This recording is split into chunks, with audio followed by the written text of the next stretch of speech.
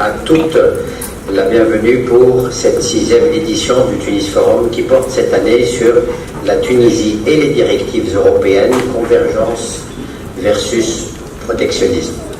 Je vous remercie de votre présence nombreuse. Je voudrais également exprimer mes chaleureux mots de bienvenue à nos invités de la Géorgie, Serbie, Moldavie, Ukraine et de la Commission européenne qui ont fait un long voyage pour prendre part à ce forum, et particulièrement à nos amis qui sont venus hier et dont le voyage n'a pas été très très calme.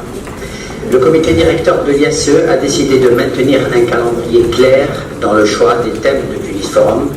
La première édition qui a eu lieu en 2013 s'était déjà pensée sur l'ALECA, qui n'était alors qu'à ses débuts. 3 ans après, et soit près d'1 an après le lancement officiel des négociations, nous avons organisé la 4e édition pour aborder la question centrale de la gouvernance des négociations, tout en mettant l'accent à la fois sur l'opportunité et la participation du secteur privé dans le processus de négociation. Comme vous le savez, notre relation ne date pas d'hier. L'Europe demeure notre premier partenaire économique. Et la Tunisie, qui cherche à édifier son nouveau modèle économique, ne pourra l'envisager que dans le cadre d'une coopération mutuelle et renforcée. 5 ans se sont déjà écoulés depuis la première édition de Tunis Forum, et l'ALECA est de nouveau au cœur du débat politique et économique, raison pour laquelle la 6e édition se penche nécessairement et de nouveau sur ce thème majeur. Mesdames et messieurs, la Tunisie a besoin d'ouverture. L'ALECA constituera pour la Tunisie une opportunité si l'on arrive à en tirer profit tout en se préparant aux impacts négatifs de cette ouverture, parce qu'il y en a.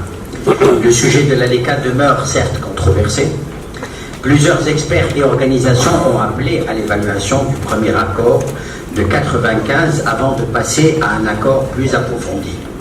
Plusieurs nous ont également demandé de faire ce travail que l'on considère difficile, voire impossible et trompeur. Comment pourrait-on dissocier l'opportunité de l'accord de 1995 de la gestion qui l'a accompagné? Les négociations ont pour objectif la finalisation et la signature d'un accord, et pour cela, la phase de négociation constitue un préalable fondamental et décisif conditionnant la réussite d'un accord de libre-échange, particulièrement lorsque l'enjeu est d'accéder au statut de partenaire privilégié. Monsieur le négociateur en chef, Excellence, vous êtes en train de négocier un accord historique et stratégique pour notre économie. S'il est bien négocié, il sera porteur de nouvelles opportunités qui consolideront notre transition économique. À cet effet, permettez-nous de vous interpeller au sujet de 2 faits marquants. Le premier porte sur la nécessité d'une cohérence entre, d'une part, les réformes économiques que vous avez entamées, les objectifs du nouveau code d'investissement du prochain plan de développement, et d'autre part, les opportunités offertes par l'ALECA. Pourquoi négocier un tel accord si on ne met pas en place les politiques publiques adéquates pour en tirer profit? Le deuxième est l'importance de suivre une démarche inclusive et participative dans le processus de négociation afin que les opérateurs économiques qui seront directement impactés par cet accord soient confiants, engagés, optimistes face aux résultats de ces négociations. Et c'est pour cette raison que j'ai le plaisir de vous rappeler que dans le cadre du dialogue public-privé, notamment soutenu par le projet National Business Agenda, l'IACE a construit un indice de perception des chefs d'entreprise relatif au processus de l'ALECA et qui est publié semestriellement pour mesurer régulièrement l'appréciation, la compréhension et surtout l'engagement des opérateurs économiques par rapport à l'ALECA. À cet effet, nous lançons un appel pour la mise en place d'une plateforme de dialogue et de participation effective du secteur privé et de la société civile dans le processus de négociation dépassant la simple consultation. L'IACE est disposé avec les autorités compétentes de s'investir pour la mise en place de cette plateforme de dialogue et de participation. Ceci est pour nous absolument vital. Mesdames et messieurs, pourquoi avons-nous tenu à parler de convergence réglementaire lors de ce forum et pourquoi cet aspect technique nous interpelle, nous, chefs d'entreprise? Car la convergence réglementaire est un processus continu, engageant un coût que les entreprises vont devoir supporter. Ainsi, l'on se questionne si nos entreprises arriveront à amortir ces coûts lorsqu'à chaque période des amendements de la réglementation sont mis en place. La convergence réglementaire n'est pas une simple opération technique. Elle constitue avant tout une interpénétration de culture, de systèmes de valeurs, de modes de pensée, de logique et de réalités spécifiques aux deux parties qu'il s'agira de rapprocher pour assurer une durabilité de l'action et l'acceptabilité des réformes.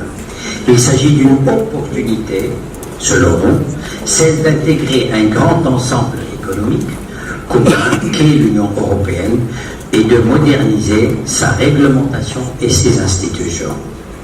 À l'occasion de ce forum, 2 études ont été préparées. Nous nous sommes particulièrement focalisés sur la convergence au niveau fiscal et financier.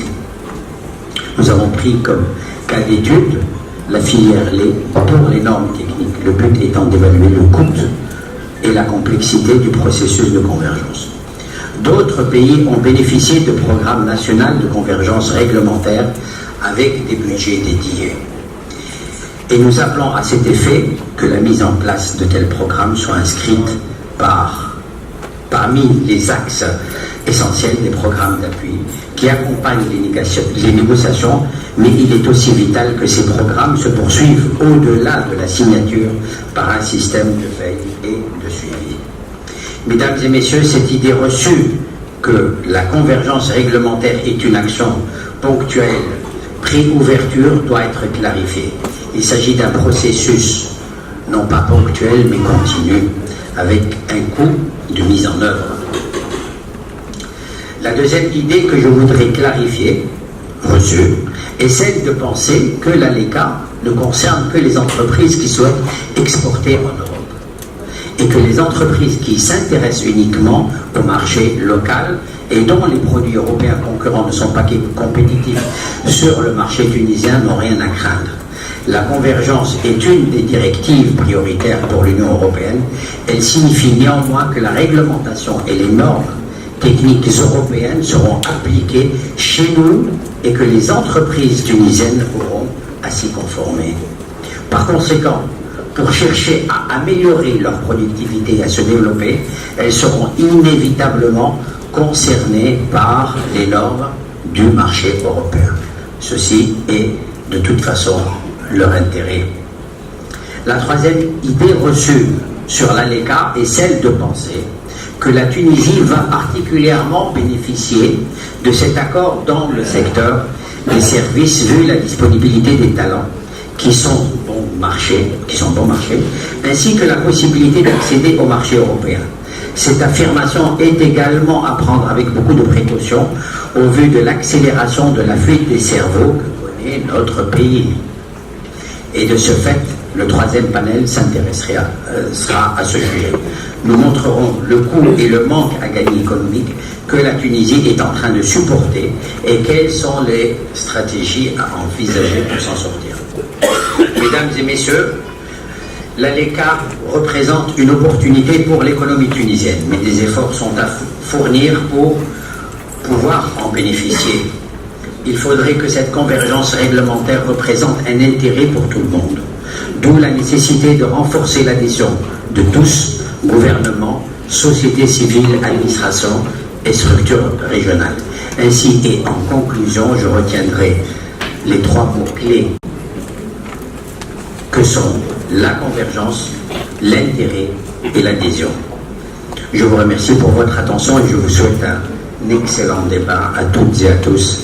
Et je cède la parole à mon ami Walid, coordinateur de cette 6e édition du Tunis Forum. Et je remercie toute l'équipe qui a bien voulu n'épargner aucun effort pour la réussite de ce forum. Merci.